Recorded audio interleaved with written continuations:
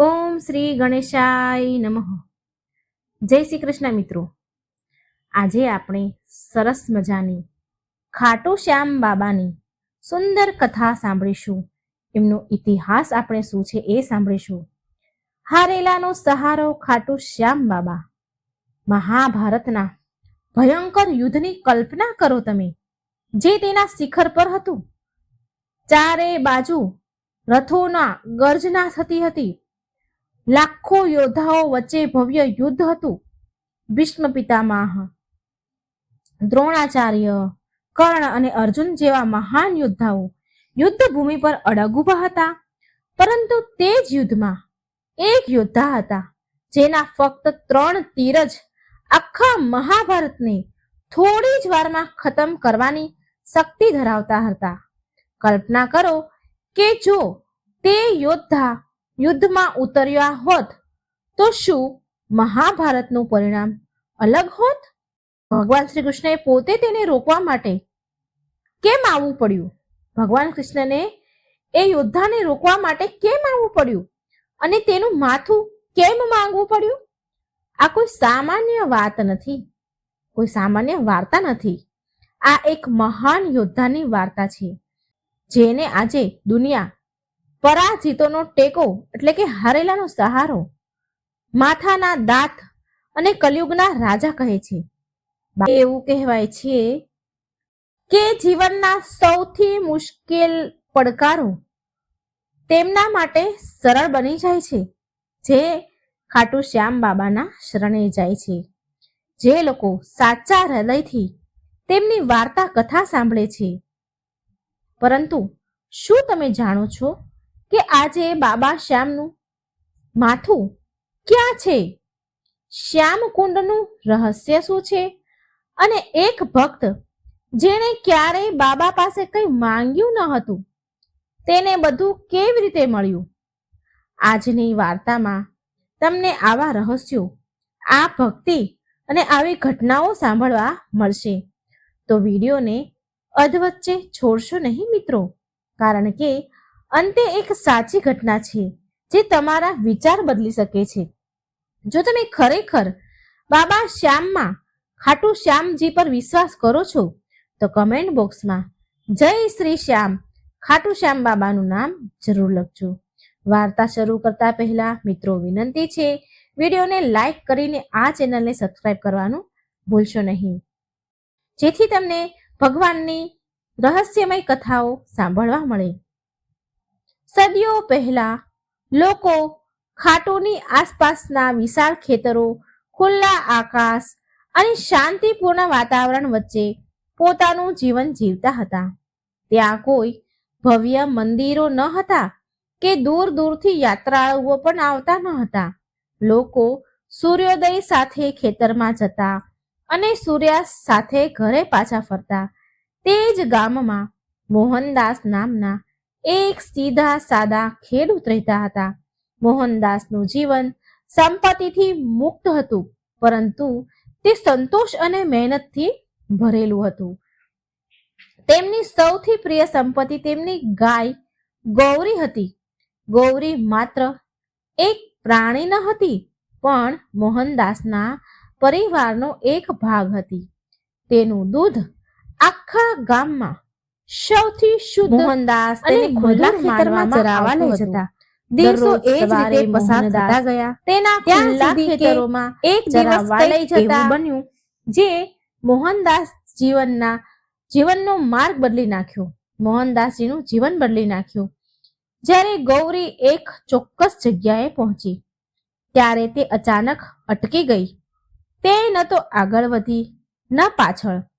મોહનદાસને લાગ્યું કે કદાચ તેને કાંટા વાગ્યા હશે, પરંતુ પછી તેણે જોયું કે ગૌરીના આંચળમાંથી કોઈ કારણ વગર દૂધ વહેવા લાગ્યું.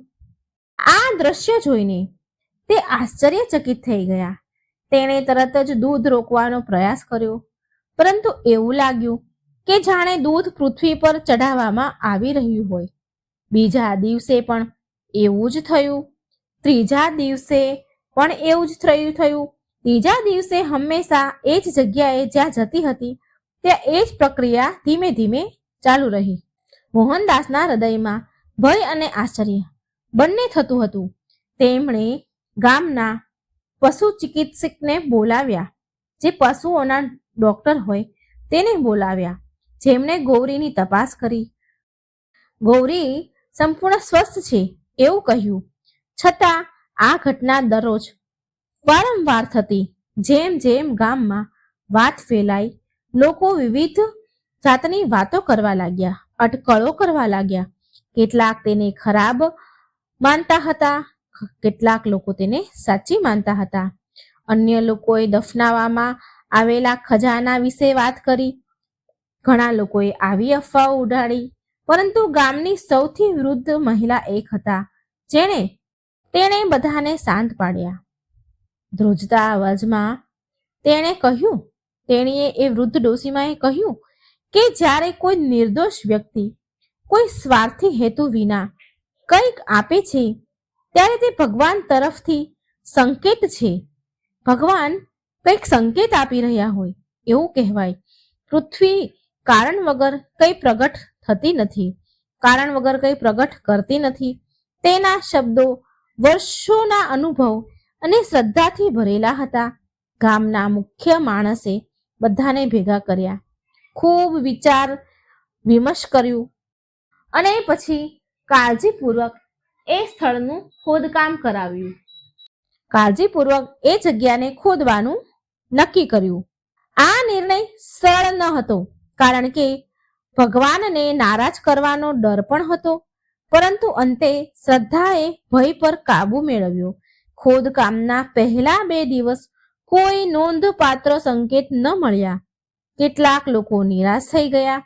ત્રીજા દિવસે જ્યારે સૂર્ય ઉપર હતો, ત્યારે પાવડો અચાનક કંઈક જોરથી અથડાયો. માટી દૂર કરવામાં આવી અને જે દ્રશ્ય દેખાયું એ જોઈને બધા સ્તબ્ધ રહી ગયા. કાળા પથ્થરમાંથી કોતરેલું એક માનવનું માથું, એક માણસનું માથું, ચહેરા પર તેનો આકાર સામાન્ય શાંતિ હતી, અસાધારણ આંખો બધું જોઈ રહી હતી. વાતાવરણમાં એક અનોખી ઉર્જા ફેલાઈ ગઈ. લોકો આપમેળે નમી ગયા. કોઈએ તેમને વિધિ શીખવી ન હતી, છતાં બધાએ હાથ જોડ્યા. તે વૃદ્ધ ડોશીમાની આંખોમાં આંસુ આવી ગયા. તેમણે કહ્યું કે આ કોઈ સામાન્ય મૂર્તિ નથી, તે ધર્મ માટે સર્વસ્વ બલિદાન આપનાર આત્માનું પ્રતીક છે.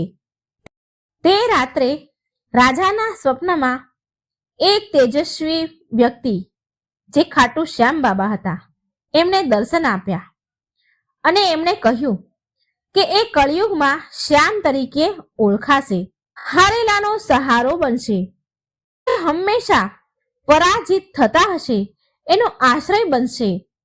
રાજાએ બીજા જ દિવસે મંદિર બનાવવાનો આદેશ આપ્યો. જેમ જેમ મંદિર બનતું ગયું, તેમ તેમ ભક્તોની સંખ્યા વધતી ગઈ. પરંતુ આ દંતકથાના મૂળ તેના કરતાં વધુ ઊંડા ગયા. હવે ચાલો વાર્તામાં આગળ વધીએ અને જાણીએ શ્યામ બાબા કોણ છે અને આ માથું ખાટુ નગરમાં કેવી રીતે પહોંચ્યું. આ દંતકથા અંત સુધી સાંભળજો. મહાભારતના સમયમાં જ્યારે ધર્મ અને અધર્મ સામે સામે ઊભા હતા, એક બાળકનો જન્મ થયો, જે અસાધારણ શક્તિની સાથે કરુણાનું પ્રતીક પણ હતું. બાળપણથી જ તેની પાસે ન્યાયની મજબૂત ભાવના હતી. તેણે તેની માતા પાસેથી શીખ્યું હતું કે શક્તિનો અર્થ ફક્ત વિજય જ નહીં, પણ સહારો પણ છે. આ ઉપદેશ પછીથી તેને અમર બનાવ્યો. તે યુગમાં જન્મેલા છોકરાનું નામ બાર્બરિક રાખવામાં આવ્યું. તે કોઈ સામાન્ય બાળક ન હતો. જેમ જેમ તે મોટો થયો, તેમ તેમ તેની બુદ્ધિ, તેની શક્તિ વિકસિત થતી ગઈ. જ્યારે અન્ય બાળકો રમતા હતા, ત્યારે બાર્બરિક પ્રકૃતિ તરફ જોતા, ઋષિઓના શબ્દ સાંભળતા અને તેની માતાના ચરણોમાં બેસીને ધર્મ અને ન્યાયની ફરજોનો અર્થ સમજવાનો પ્રયાસ કરતા. તેની માતા જાણતી હતી કે આ બાળકનો જન્મ એક ખાસ હેતુ માટે થયો છે.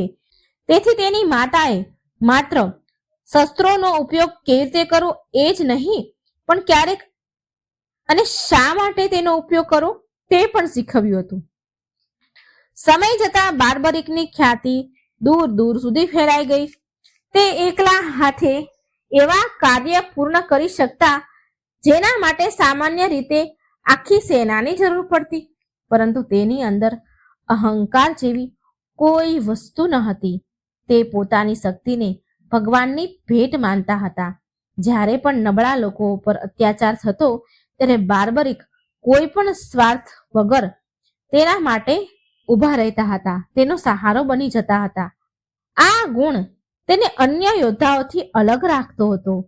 એક દિવસ તેની માતાએ તેને પોતાની પાસે બોલાવ્યો અને ગંભીરતાથી કહ્યું. એના અવાજમાં ગંભીરતા હતી. તેની માતાએ કહ્યું કે જીવનમાં એક એવો સમય આવશે જ્યારે તમારે સૌથી મુશ્કેલ નિર્ણય લેવો પડશે. ત્યારે તમે કોનો પક્ષ લેશો? આ નિર્ણય તમારા હંમેશાનો નિર્ણય એવા લોકોનો સહારો. બાર્બરિક શાંતિથી જવાબ લોકોનો ટેકો આપશે કે જેને તેના સમર્થનની સૌથી વધારે જરૂર હશે. તે ક્ષણે તેમનો માર્ગ નક્કી થયો. પછીથી તેમણે કઠોર તપસ્યા કરી. વર્ષો સુધી તેમણે એકાંતમાં ધ્યાન કર્યું. બાર્બરિકે તેમનું શરીર નબળું પડ્યું, પરંતુ આત્માની શક્તિ મજબૂત હતી. આત્મા મજબૂત બન્યો. અંતે દેવીએ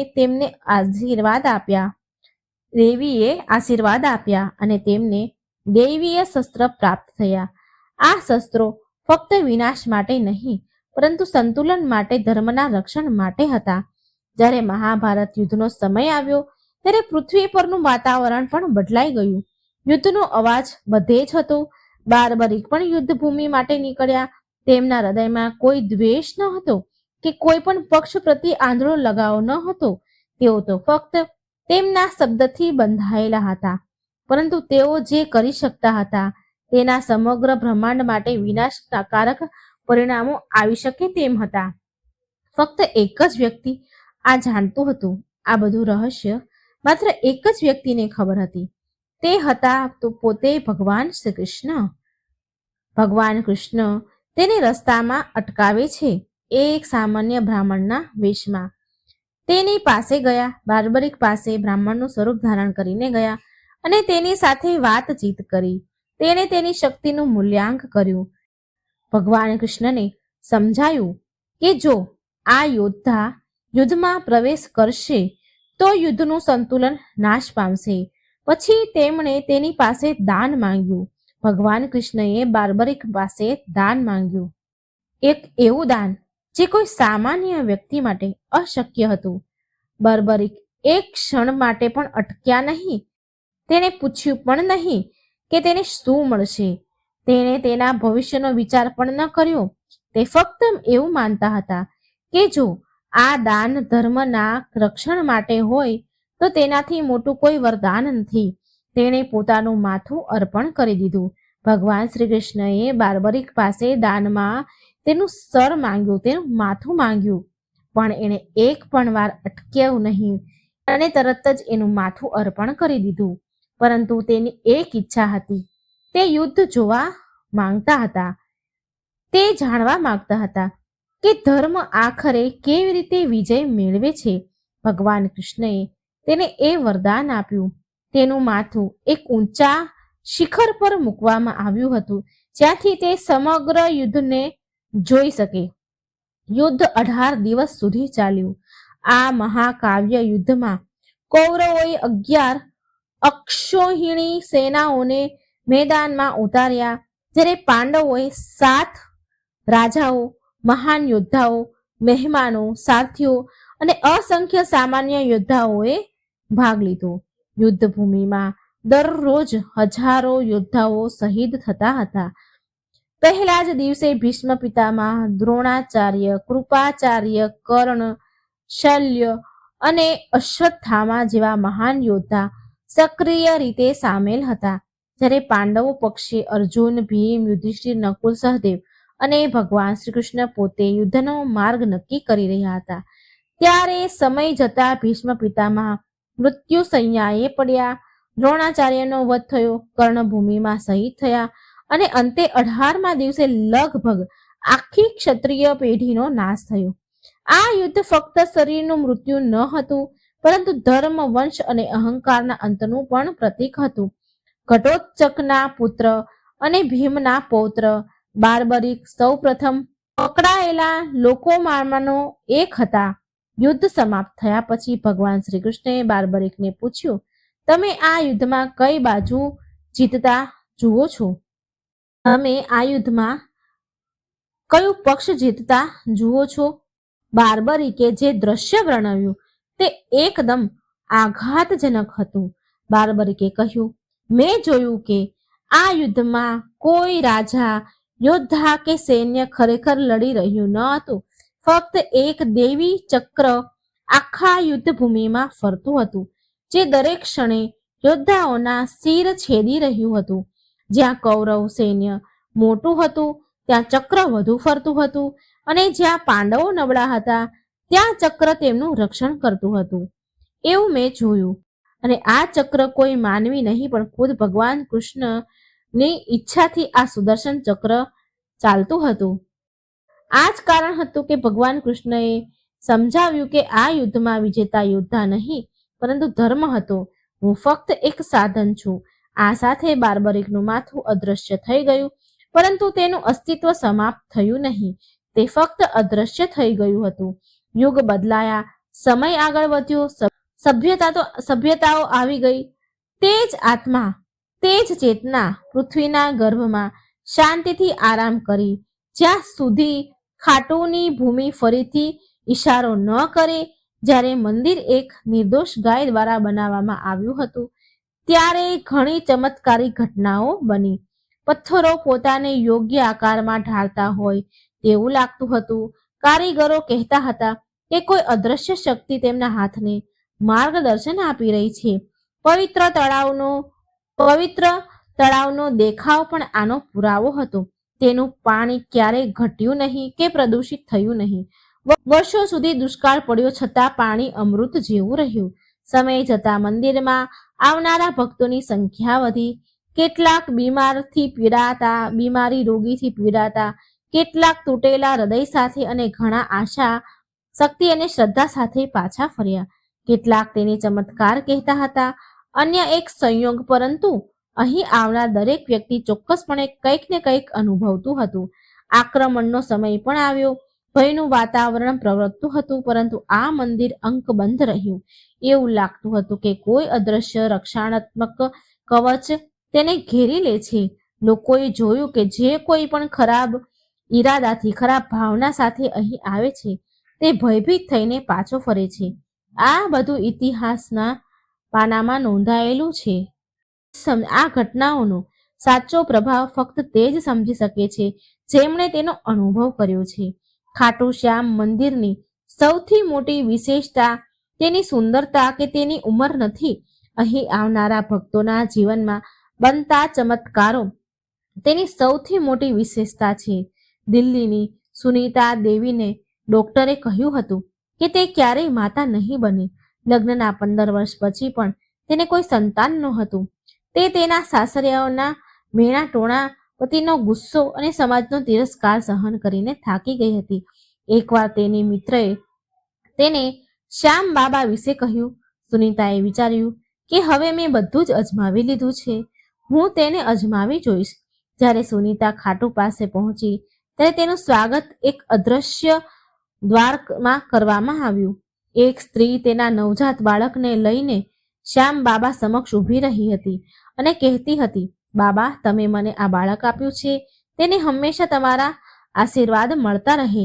સુનીતાને લાગ્યું કે આ દ્રશ્ય તેના હૃદયને સ્પર્શી રહ્યું છે.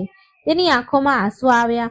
તેણે શ્યામ બાબાને પ્રાર્થના કરી, બાબા, 3 મહિના પછી સુનીતા ગર્ભવતી થઈ. 9 મહિના પછી તમારા સૌથી મહાન પ્રતીક સાથે બાળક 6 મહિનાનું થયું ત્યારે સુનીતાએ તેના વચન મુજબ તેણે જે કંઈ કહ્યું હતું એ માનતા બાધા એને પૂરી કરી. સુનીતાને હવે 3 બાળકો છે.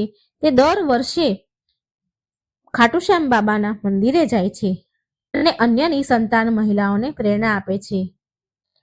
ચાલો હવે આપણે જાણીએ કે ખાટુ શ્યામ બાબાનું વાસ્તવિક માથું ક્યાં છે. આગળ વધતા પહેલા કૃપા કરી વિડીયોને લાઈક કરી કોમેન્ટમાં ખાટુશ્યામ બાબાનું નામ જરૂર લખજો. શું તમે ક્યારેય વિચાર્યું છે કે જે વ્યક્તિનું પેટ માટી સાથે જોડાયેલું છે તેનું શું થાય છે, પણ એ જ માટીએ તેને દગો આપવાનું શરૂ કર્યું. રાજસ્થાનની સળગતી રેતાળ ભૂમિમાં વસેલું એક નાનું ગામ જે શાંતિ અને દુષ્કાળ છવાઈ ગયો છે. આજની વાર્તા ફક્ત એક ખેડૂત વિશે નથી, પરંતુ શ્રદ્ધા અને ચમત્કાર વચ્ચેનું યુદ્ધ વિશે છે, જે કદાચ તમારા જીવનની સમસ્યાનો ઉકેલ લાવશે. આજે આપણે વાત કરીશું જેણે પોતાના પૂર્વજોની જમીનને પોતાની નજર સમક્ષ મૃત્યુ પામતી ભગવાનમાંની શ્રદ્ધાને અદૃશ્ય થતી જોઈ. આ હૃદયસ્પર્શી યાત્રા માટે જોડાયેલા રહો. ધોળાગઢ ગામમાં સૂર્ય અગ્નિના ગોળાની જેમ ઉગતો હતો. વિક્રમનો નાનો પરિવાર અહીં રહેતો હતો. તેની પત્ની સુનીતા અને 2 માસૂમ બાળકો આર્યન અને વંશ. વિક્રમ પાસે ઘણી જમીન હતી, પરંતુ જમીન તો પાકના નામે ધૂળ જ આપતી હતી. દરરોજ સવારે વિક્રમ જાગે, તેના સૂકા કૂવાને જોવે અને નિશાસો નાખે. સુનીતાને ગુજરાન ચલાવવા માટે બીજા લોકોના ઘરમાં જઈને કામ કરવા પડતા હતા. શ્યામના બાળકો દૂધ માટે રડતા હતા. ત્યારે વિક્રમનું હૃદય તૂટી જતું હતું. વિક્રમના દાદા ખાટુ શ્યામ બાબાના પરમ ભક્ત હતા. તેઓ ઘણીવાર મહાભારત યુદ્ધ દરમિયાન બાબાએ પોતાનું માથું કેવી રીતે બલિદાનમાં આપ્યું, તેઓ કેવી રીતે હારેલાનો આશ્રય સ્થાન બની રહ્યા, તે કેવી રીતે હારેલાનો સહારો બનતા, તે બધી જ વાર્તાઓ કહેતા. પરંતુ હવે વિક્રમનું હૃદય કડવાશથી ભરાઈ ગયું હતું. તે વિચારતો હતો કે જો બાબા અસ્તિત્વમાં છે તો મારા બાળકોના પેટ કેમ અનાજનો છેલ્લો ડબ્બો ખાલી હતો અને સુનીતાને આંખોમાં આંસુ આવી ગયા. અને સુનીતાની આંખોમાં આંસુ જોઈને વિક્રમે એક કઠોર નિર્ણય લીધો. તેણે પોતાનો એક જૂનો થેલો લીધો, પેક કર્યો અને પોતાનું વતન છોડીને શહેરમાં જવાનું નક્કી કર્યું. શહેરના ગ્લેમરમાં વિક્રમ ખૂબ જ નાનો લાગ્યો. તેને બાંધકામ સ્થળે ઈંટો વહન કરવાની નોકરી મળી. તડકામાં પીઠ પર ભારે બોરીઓ ઉપાડીને વિક્રમ ઘણી વાર વિચારતો, શું આ જ મારું ભાગ્ય છે? શું મારા દાદાની ભક્તિ વ્યર્થ હતી? શહેરના લોકો મશીન જેવા હતા, કોઈને કોઈના સુખ દુઃખથી દેવા ન હતા. જ્યારે તેણે ભવ્ય મંદિરોમાં ધનવાન લોકોની લાંબી લાઈન જોઈ, ત્યારે તેનું હૃદય તેને કહેતું કે કદાચ ભગવાન ફક્ત તે લોકોના છે જેઓ દાન પેટીમાં પૈસા નાખે છે. તેની શ્રદ્ધા હવે લગભગ તૂટી ગઈ હતી. તેણે મંદિરમાં જવાનું અને બાબાને યાદ કરવાનું બંધ કરી દીધું હતું. સમય વીતતો ગયો. ફાગણ માસ આવ્યો. જય શ્રી શ્યામના નારા સમગ્ર રાજસ્થાનમાં ગુંજવા લાગ્યા. એક દિવસ વિક્રમ કામ પરથી પાછો ફરી રહ્યો હતો, ત્યારે તેણે ભક્તોના એક જૂથને નાચતા અને ગાતા જોયા. ખાટુ શ્યામ બાબાના મંદિર તરફ જતા જોયા. તેના પગમાં ફોલ્લાઓ પડી ગયા હતા, પરંતુ તેમના ચહેરા પર નવી ચમક હતી કે જાણે તેમને દુનિયાની બધી સંપત્તિ મળી ગઈ હોય. અચાનક એક વૃદ્ધ શ્યામ ભક્ત તેની પાસે આવ્યા અને કહ્યું, દીકરા, તું કેમ ઉદાસ છે? જેણે પોતાનું માથું આપ્યું છે તેના દરવાજા પર જા અને બધું બરાબર થઈ જશે. ગુસ્સો અને ઉદાસી બંને હતું.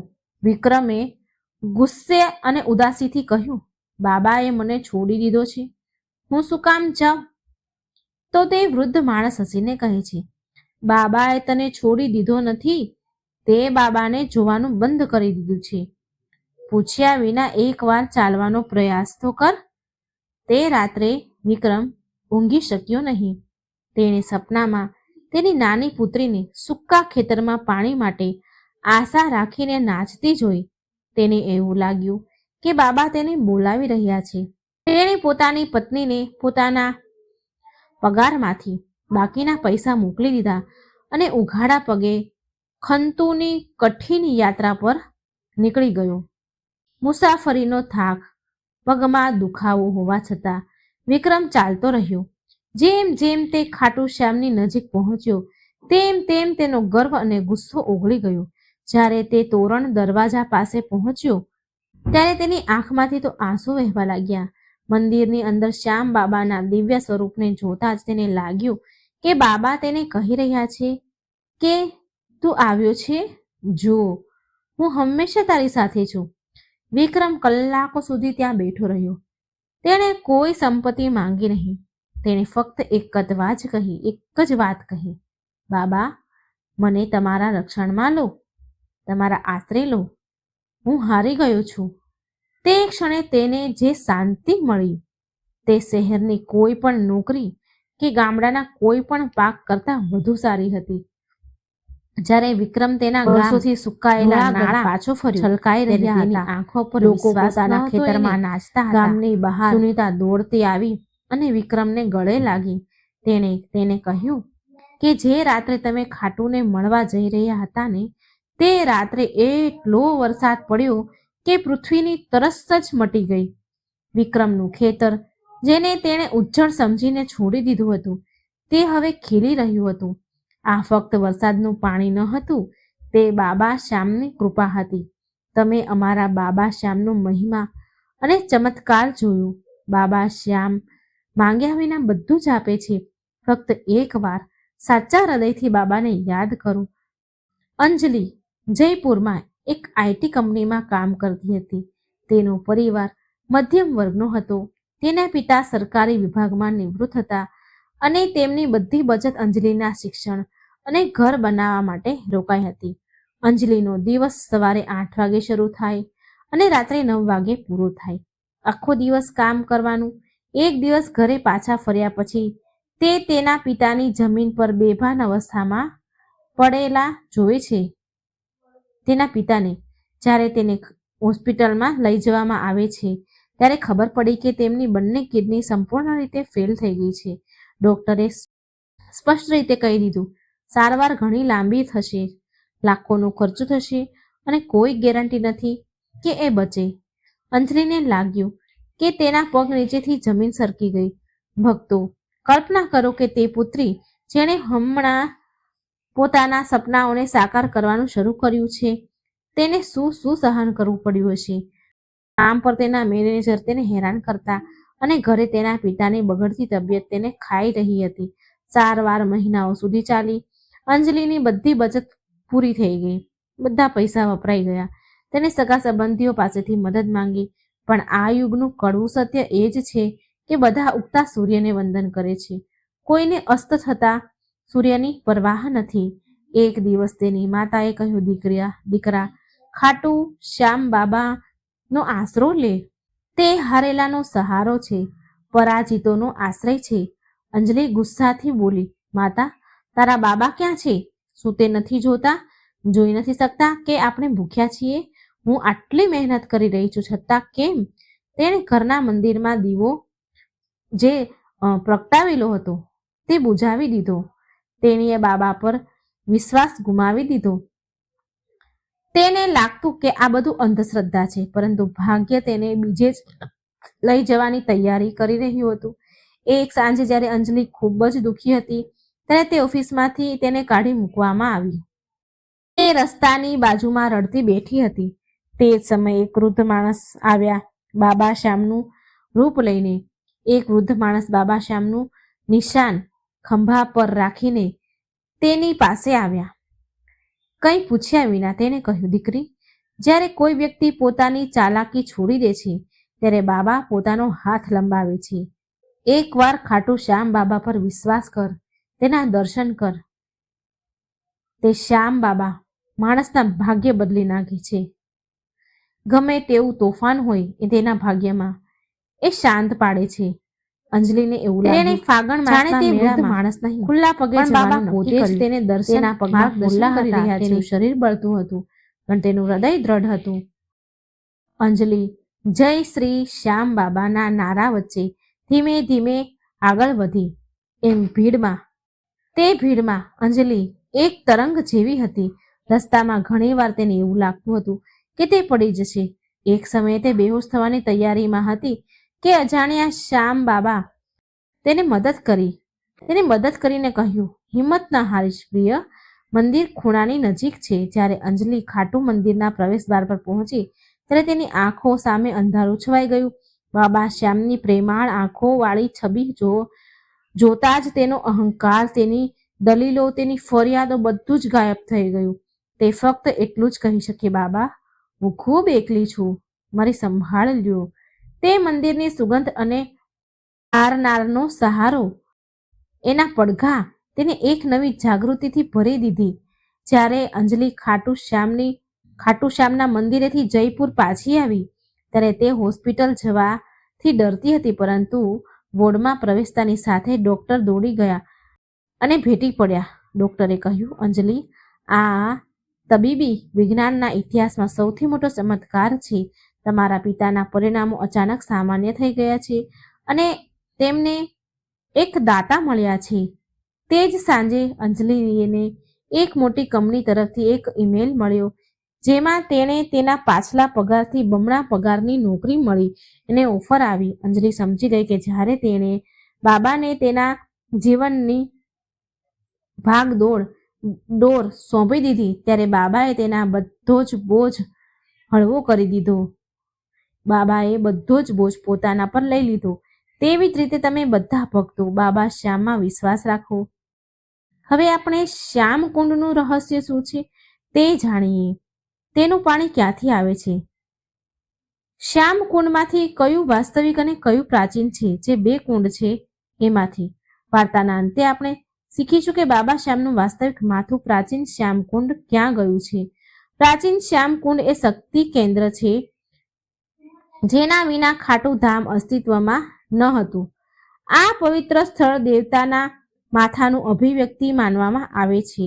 મહાભારતના યુદ્ધ પછી જ્યારે ભગવાન કૃષ્ણએ બાર્બરિકના માથાને આશીર્વાદ આપ્યા અને કહ્યું, કળયુગમાં તમે મારા નામ શ્યામ દ્વારા પૂજવામાં આવશો, ત્યારે માથું ખાટુમાં રૂપાવતી નદીના કિનારે દફનાવવામાં આવ્યું હતું. તે સદીઓ સુધી છુપાયેલું રહ્યું અને જે જગ્યાએ બાબાનું માથું મળ્યું તે સ્થાન પ્રાચીન શ્યામકુંડ તરીકે ઓળખાય છે. લોકો વારંવાર પૂછે છે કે આ તળાવમાં પાણી ક્યાંથી આવે છે. એનું એવું માનવામાં આવે છે કે આ તળાવનો સીધો સંબંધ પાતાળ ગંગા સાથે છે. અહીં કોઈ કૃત્રિમ પાઇપો નથી કે કોઈ પાણીનો બાહ્ય સ્ત્રોત નથી. પાણી કુદરતી રીતે ભૂગર્ભમાં કુદરતી ઝરણામાંથી વહે છે. એક લોકકથા સ્થાનિક વડીલો કહે છે કે આ તળાવની નીચે એક ગુપ્ત પ્રવાહ છે. ઉનાળાની ઋતુમાં પણ જ્યારે રાજસ્થાનના બધા કુવા સુકાઈ જાય છે ત્યારે આ તળાવમાં પાણીનું સ્તર અખંડ રહે છે. આ બાબાનો ચમત્કાર છે.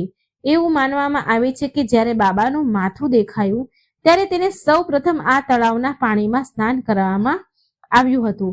તેથી ભક્તો તેને ચરણામૃત માને છે. અહીં સ્નાન કરવાનો અર્થ છે કે બાબાના ચરણ સ્પર્શિત પાણીમાં ડૂબકી લગાવી. બે નવા શ્યામકુંડ. જેમ જેમ સમય બદલાયો અને લાખો ભક્તો ખાટુમાં આવવા લાગ્યા તેમ તેમ પ્રાચીન તળાવ ખૂબ નાનું થવા લાગ્યું. પછી બાબાની પ્રેરણાથી નવો શ્યામકુંડ બનાવવામાં આવ્યો. આ તળાવ બનાવવામાં આવ્યું હતું, પરંતુ તેની વાર્તા પણ ખૂબ જ રસપ્રદ છે. એવું કહેવાય છે જ્યારે નવું તળાવ ખોદવામાં આવી રહ્યું હતું ત્યારે ઘણા પ્રાચીન પથ્થરો અને મૂર્તિઓ મળી આવી હતી, જે એવું દર્શાવે છે કે આ આખી જમીન સાબિત થઈ ગઈ હતી. નવા તળાવને એવી રીતે ડિઝાઇન કરવામાં આવ્યું કે તેનું પાણી સતત વહેતું રહે. નવું તળાવ આધુનિક દેખાઈ શકે છે, પરંતુ તેનો આત્મા પ્રાચીન તળાવ જેવો જ રહે છે. પ્રાચીન તળાવમાં એક ગુપ્ત ભૂગર્ભ માર્ગ બનાવવામાં આવ્યો છે, જેના દ્વારા તેનું પવિત્ર પાણી આ નવા તળાવમાં રહે છે. આનો અર્થ એ છે કે જો ભક્તો નવા તળાવમાં સ્નાન કરે છે તો પણ તેમને પ્રાચીન તળાવ જેટલું જ પુણ્ય ફળ મળે છે. કેટલીક માન્યતાઓ અનુસાર પાંડુના પુત્ર ભીમે, જે બાર્બરિકના દાદા હતા, આ વિસ્તારમાં પોતાની ગદા વડે પ્રહાર કર્યો હતો, જેનાથી પાણીનો પ્રવાહ વહેવા લાગ્યો. આ જ કારણ છે કે આ પાણીને અપાર શક્તિ ધરાવતું માનવામાં આવે છે. એવું કહેવાય છે કે ફાલ્ગણ માસની એકાદશીની રાત્રે જ્યારે બધા સૂતા હોય છે ત્યારે આ તળાવના પાણીમાં એક ખાસ ચમક દેખાય છે. શ્યામ ભક્તો માને છે કે તે સમયે દેવી દેવતાઓ પોતે અદ્રશ્ય સ્વરૂપમાં અહીં સ્નાન કરવા આવે છે. જેમ અમે તમને કહ્યું હતું, ખાટુ ધારા એક પવિત્ર ભૂમિ છે જ્યાં ફક્ત ખાટુ શ્યામનું મંદિર જ નહીં પરંતુ સમગ્ર ભૂમિને પવિત્ર માનવામાં આવે છે. અહીં ઘણા અન્ય પ્રાચીન મંદિરો પણ છે જ્યાં દેવી દેવતાઓ પોતે રહે છે, અને એટલું જ નહીં, તેની પાછળ ઘણી પ્રાચીન વાર્તાઓ અને ચમત્કારો પણ છે. તેથી તો મિત્રો, આ હતી ખાટુ શ્યામ બાબાની રહસ્યમય કથા. વિડીયો પસંદ આવે તો લાઈક કરજો, શેર કરજો અને આ ચેનલને સબસ્ક્રાઈબ જરૂર કરી દેજો. જય શ્રી કૃષ્ણ, રાધે રાધે, થેન્ક યુ.